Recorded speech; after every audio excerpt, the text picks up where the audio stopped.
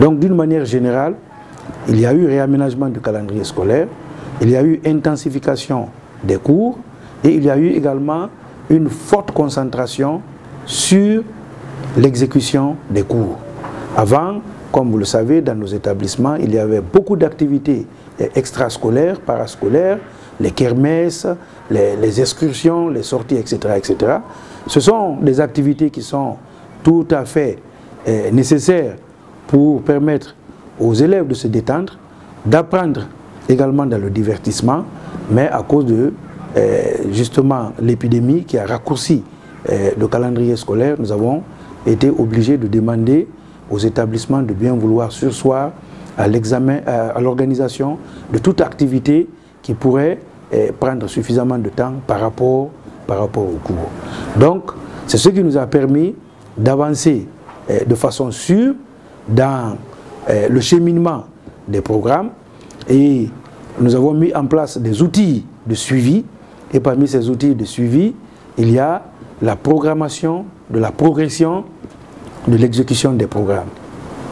Cette programmation prévisionnelle a été suffisamment ventilée, tout comme le calendrier réaménagé, à tous les établissements d'enseignement, et publics, et privés, et communautaires, et cela permet à tout moment aux enseignants, aux chefs d'établissement, de savoir où ils en sont dans l'exécution des programmes par rapport aux prévisions.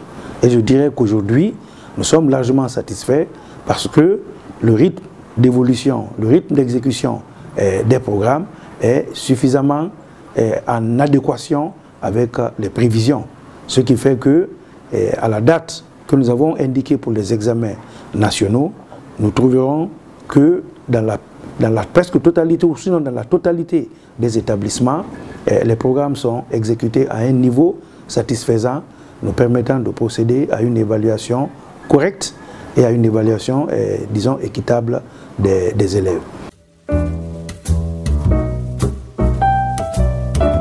Les missions qui nous ont été assignées sont celles qui généralement se trouvent insérées à l'interne des textes qui légifèrent le corps d'inspecteurs au niveau de mon service.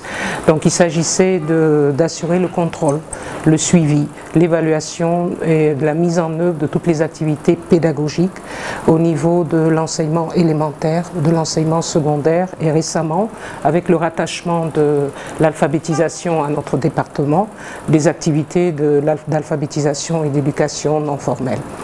Il y a également que nous jouons un rôle d'appui-conseil auprès de Monsieur le ministre dans le cadre de l'appréciation de ce qui est fait en matière de qualité de l'enseignement et que nous avions pour mission, objectif principal, dans la première lettre de mission du ministre, de redynamiser les corps de contrôle, de renouer avec les inspections parce que quasiment les dernières inspections avant 2010 dataient de 2004, en 2004 et le nombre de structures et d'enseignants inspectés était assez inférieur et donc l'une des premières préoccupations et l'un des défis majeurs auxquels le département s'est attaqué, c'est de placer l'inspection au centre de ces préoccupations et de faire en sorte que à travers nos inspections régulières, les contrôles inopinés, nous soyons à même de pouvoir rompre avec certaines mauvaises habitudes qui s'étaient instaurées, notamment le laisser-aller, l'absentéisme chronique des enseignants, les abandons de postes assez élevés et le non-respect des normes pédagogiques dans les écoles, dans les établissements, le non-respect des plans d'études, des programmes d'enseignement, le port assez dilatoire de la tenue scolaire. Donc ce sont autant d'éléments qui devaient être dans le collimateur du corps de contrôle et qui devaient nous conduire à amener un changement de comportement au niveau des acteurs de l'école et aussi des partenaires.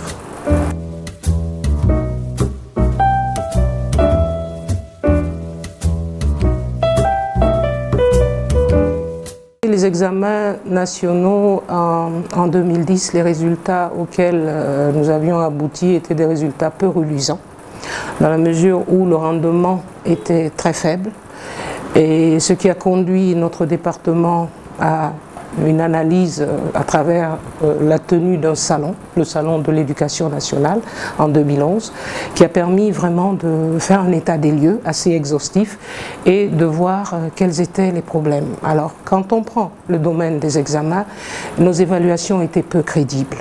Et ça, tant au niveau interne qu'au niveau externe. Si vous prenez par exemple ce que j'appelle le niveau interne, ce sont les évaluations dans les classes intermédiaires. Habituellement, les gens pratiquaient le système des compositions semestrielles pour le secondaire, compositions trimestrielles pour l'élémentaire, ce qui faisait que nos apprenants n'étaient pas confrontés de façon régulière à des évaluations. Et ce qui explique aussi le fait que le taux de fréquentation même des élèves au niveau des écoles était assez bas, pour la simple raison que les gens n'attendaient que les périodes de composition pour y arriver. Et voilà que nous avons, avec l'arrivée de notre ministre à la tête de ce département, nous nous sommes employés à travailler à l'introduction de 2 modes d'évaluation au niveau des classes, que ce soit les classes intermédiaires comme les classes d'examen. Nous avons donc supprimé les compositions semestrielles qui avaient lieu et qui prenaient plus d'1 mois par endroit au niveau des établissements secondaires, donc une perte de temps, déjà que lorsqu'on comparait le taux le temps d'apprentissage que la Guinée avait par rapport aux pays de la sous-région, nous étions en perte de vitesse, nous étions en faiblesse, 650 heures contre 950 heures déjà en 2010, lorsque donc on arrivait, la Troisième République s'installait. Et donc il fallait prendre des gants et travailler, de faire en sorte qu'on puisse obtenir un gain.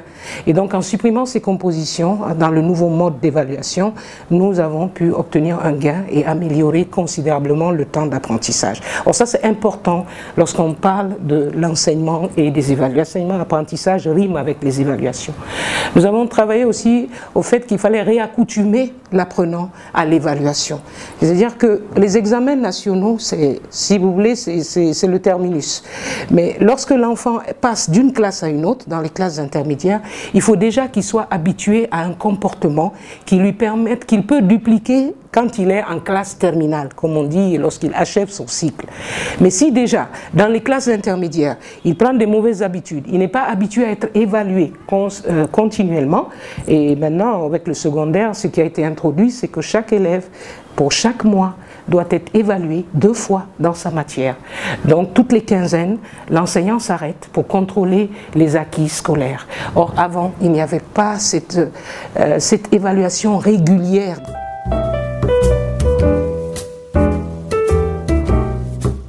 Lorsque le président de la République, le professeur Alpha Condé, est arrivé à la tête de ce pays, l'une de ses priorités, c'était de faire de notre école une école de qualité.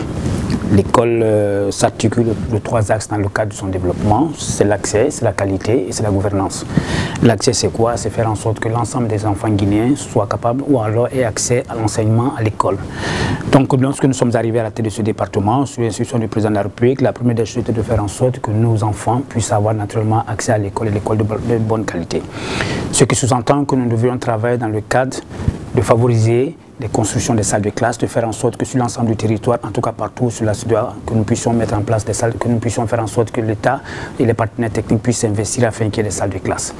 Vous savez, quand nous venions à la tête de ce département, le problème était que nous avions des classes pléthoriques. Par endroit, il n'y avait pratiquement pas de salle. Et l'objectif du gouvernement était de faire en sorte que l'accès soit universel et que tous les enfants guinéens puissent avoir. Donc nous avons travaillé dans le sens à faire en sorte que ceci soit amélioré. Donc travailler dans le sens que au niveau de nos villages, de nos préfectures, sur l'ensemble du pays, qu'il y ait une décongestion au niveau de la salle de classe pour faciliter l'enseignement. Par conséquent, faire en sorte que des salles de classe soient construites. Et pour cela, nous avons travaillé pour que, en 3 ans, en 4 ans plus tôt, nous avons fait 5088 salles de classe. Et je tiens à préciser ici que dans notre pays, pendant 10 ans, il n'y a eu que 1200 salles de classe quand vous prenez de 2000 à 2010. Il y a eu 1200 salles de classe et de 2011 à 2014, nous étions déjà à 5098 salles de classe. Vous voyez un peu ce que nous avons fait pour faire en sorte que l'accès soit facile et que sur l'ensemble du territoire, qu'il y ait des différentes salles de classe pour permettre aux enfants d'avoir accès. Deuxième chose sur laquelle nous avons travaillé, c'est d'améliorer la qualité. L'amélioration de la qualité, vous savez, notre école était dans une situation telle, je ne dirais pas qu'il n'y avait pas d'enseignement, non, c'est trop dire, mais on avait 650 heures de cours pendant que dans la sous-région, région, la moyenne était de 950 heures. Donc ça veut dire que c'était extrêmement difficile. Nous avons perdu on perdait chaque année près de 300 heures de cours. Cela s'expliquait par quoi? D'abord par le fait qu'il y avait une mauvaise évaluation. Nous étions le seul pays à organiser des compositions trimestrielles à l'école primaire et des compositions au niveau du collège. Donc il fallait travailler de manière à ce que, au niveau de notre enseignement, qu'il y ait des possibilités de pouvoir rattraper des volumes horaires et faire en sorte que les enfants soient correctement formés. Donc nous avons changé la méthode d'évaluation. Voilà un axe sur lequel nous sommes appuyés pour que les nouvelles méthodes d'évaluation varient et que nous tombons dans la phase standard qui fait que quoi? Chaque mois qu'il y ait une composition au niveau des enfants de l'école primaire et qu'au niveau de l'enseignement secondaire, que ça se fasse comme dans tous les pays, qu'il y ait des moyennes trimestrielles assorties et des moyennes trimestrielles qui assorties plutôt des notes, des interrogations, des devoirs qui se font au niveau de chaque classe par mois. Donc nous avons changé la méthode d'évaluation qui a eu un avantage. Ça nous a permis non seulement de gagner en volume horaire, nous sommes d'abord partis de 650 à 900, ensuite à 1150 heures. Ça nous a permis aussi dans un deuxième temps de faire en sorte qu'il y ait une assiduité au niveau de notre école. Parce que par le passé, le taux de fréquentation au niveau de notre école, le taux d'assiduité de fréquentation, il était en deçà de 60%. Aujourd'hui, je suis heureux de vous dire qu'on a un taux de fréquentation au niveau des élèves qui atteint près de 96% et au niveau du corps enseignant qui atteint à peu près 97-98%. Donc ça veut dire que ces méthodes d'évaluation permanente que nous avons instaurées ont permis de faire en sorte qu'il y ait une assiduité, mais aussi ont amené les enseignants, les corps enseignants à ne pas chômer et à faire en sorte que les cours soient donnés de façon valable. Donc nous avons travaillé pour que, au niveau de la qualité, qu'il y ait une amélioration. Et je suis le président de la République, les partenaires nous a instruit, il y a eu au niveau du département d'énormes choses qui ont été faites dans le centre de l'amélioration de la qualité. C'est dit quoi? On a pu offrir au niveau des élèves déjà à l'école primaire 7 millions, un peu plus de 7 millions de livres pour permettre aux enfants à la maison de pouvoir étudier et d'avoir des livres, ce qui n'était pas fait. Nous avons travaillé cette année pour qu'au niveau du collège, de l'enseignement secondaire, du collège particulièrement, il y ait plus d'1 million de livres pour permettre aux enfants du collège aussi de bénéficier de manuels les permettant d'être formés. Donc tout ça pour améliorer la qualité de l'enseignement. Une des choses que nous avons faites aussi dans le cadre de l'amélioration de la qualité, c'est quoi? C'est de faire en sorte que dans notre système éducatif, qu'il y ait ce qu'on a partout. Nous étions les seuls pays aujourd'hui de la sous-région à ne pas pouvoir enseigner l'anglais au collège. Aujourd'hui, nous sommes heureux de dire, il y a 2 ans, notre école fonctionne comme les autres pays. Au niveau du collège, nous avons l'anglais qui est enseigné, donc le collège, le lycée aujourd'hui, nous avons l'anglais et ça c'est une action du président. Il y a eu l'innovation, c'est une innovation, c'est-à-dire l'introduction de l'enseignement de la langue anglaise au niveau de notre établissement. Nous avons travaillé pour que dans l'amélioration de la qualité, qu'il y ait un renforcement de l'inspection. L'inspection pédagogique a été renforcée. Avant nous, de 2000, il n'y a pratiquement pas eu d'inspection. Si j'ai encore, je vous dis, nous avons travaillé, quand nous prenons le système éducatif en main, de 2004 à 2010, il n'y a jamais eu d'inspection. Ce qui est extrêmement très grave. Et lorsque nous sommes arrivés, nous avons fait en sorte qu'il y ait une inspection permanente. 2 types d'inspection. Il y a une inspection qui est faite au niveau des services déconcentrés, donc faite par les DPE, les DCE et ensuite avec les inspecteurs et l'inspection générale. Et il y a une inspection que moi-même je fais parce que chaque trimestre, depuis que je suis à la tête de ce département, j'effectue une tournée chaque trimestre pour avoir une situation exacte avec les directeurs, les différents directeurs préfectoraux de l'éducation pour que chaque trimestre on essaie d'évaluer notre système et de voir qu'est-ce qui ne marche pas, qu'est-ce qu'il faut faire. Donc l'inspection a été un élément phare. Donc en plus de l'amélioration de l'accès, en plus de faire en sorte qu'on améliore la qualité de l'enseignement, dans la gouvernance, nous avons fait en sorte que l'inspection soit un noyau extrêmement important pour que chaque fois que nous devons avancer d'un pas, chaque fois que nous devons passer un trimestre ou chaque fois que nous devons faire passer une année, qu'on ait la capacité de pouvoir travailler, tirer les leçons de ce qui s'est passé.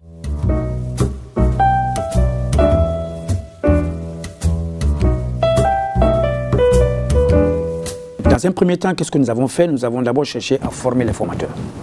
Que chaque enseignant sache c'est quoi la maladie, quelles sont les causes, quelles sont les précautions à prendre. En somme, que chaque enseignant ait un minimum de connaissances sur la maladie et les différentes dispositions qu'il faudrait prendre pour éviter que la maladie ne rentre à l'école. Donc il y a eu la formation des formateurs à plusieurs échelons.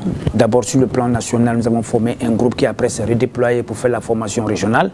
Après, il y a eu un redéploiement pour que l'ensemble des enseignants guinéens aient une formation en ce qui concerne la maladie Ebola. Donc le premier volet, c'était le volet formation. Le deuxième volet, c'était l'acquisition des kits. L'acquisition des kits, les kits, c'est ce qu'il y a comme matériel. Les seaux, les récipients de réception, soit le savon, soit le chlore.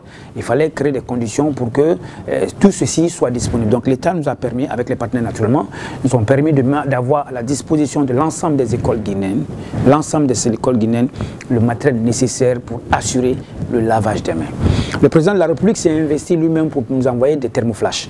Donc, non seulement il y avait les kits nécessaires pour le lavage des mains, mais aussi il y avait les thermoflages qui nous ont permis de faire la prise de température. Aujourd'hui, je suis heureux de vous dire que ce qui nous a permis dans un premier temps d'ouvrir les salles de classe, c'était d'abord d'avoir à notre disposition tout ce qu'il faut comme matériel permettant d'assurer la prévention. La formation et la prévention, nous avons travaillé de manière à ce que ceci existe. Deuxième chose que nous avons fait à l'interne, qui a été une chose que je considère qui a été une chose vraiment extrêmement importante, c'est que nous avons remis à chacun des DSE, entendez par DSE les délégués scolaires qui existent au niveau de l'ensemble du pays.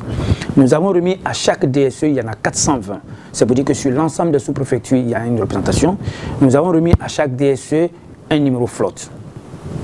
Au niveau du cabinet, nous avons installé un bureau de communication, une structure de communication qui a un numéro flotte. Donc, et les DSE, et les DPE, et les inspecteurs régionaux, et les DCE, et au niveau du cabinet, nous avons donné à chacun un numéro flotte.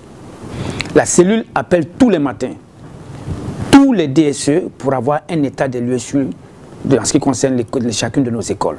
Le soir, nous rappelons pour avoir un état des lieux. Ce qui fait que depuis que nous avons repris les études, les cours ont commencé, tous les jours nous avons la possibilité de faire un état des lieux correct sur la situation de l'ensemble de nos enfants, l'ensemble des élèves, sur l'ensemble du pays. Donc ceci nous a permis de mettre la pression sur les enseignants. Ceci nous a permis de mettre la pression sur les élèves parce que tout le monde sait que chaque jour du cabinet, nous allons faire un appel pour savoir comment ça se passe au niveau de nos écoles. Donc cette pression qui est une surveillance en d'autres termes nous a permis de faire en sorte que nous ayons à chaque niveau des kits qui ne manquent pas d'eau, des kits qui ne manquent pas de savon. Nous avons fait en sorte que chaque jour, que chaque école puisse donner la situation exacte. Cette pression nous a permis aujourd'hui de faire en sorte que notre école soit protégée. Je voudrais rassurer les parents d'élèves, rassurer les élèves, rassurer la population guinéenne que la volonté du président de la République qui consiste à faire de notre école une école de qualité est une préoccupation qui est prise en compte par l'ensemble des acteurs du système éducatif. Nous sommes obligés de travailler dans ce sens parce qu'au niveau de la tête de ce pays, nous avons un enseignant qui veille à ce que l'enseignement soit de qualité. Et vous pouvez vous rassurer que cet objectif du président, qui est de faire de nos enfants des élèves plutôt guinéens, des élèves compétitifs et des élèves susceptibles, des jeunes susceptibles de pouvoir participer au développement de notre pays, nous allons travailler d'arrache-pied pour que cela soit. Ça, je voudrais rassurer les parents d'élèves, rassurer l'ensemble des élèves, tous les acteurs, toute la population guinéenne, que la préoccupation du président est prise en compte et que le président lui-même, il y veille pour que notre école soit une école de qualité.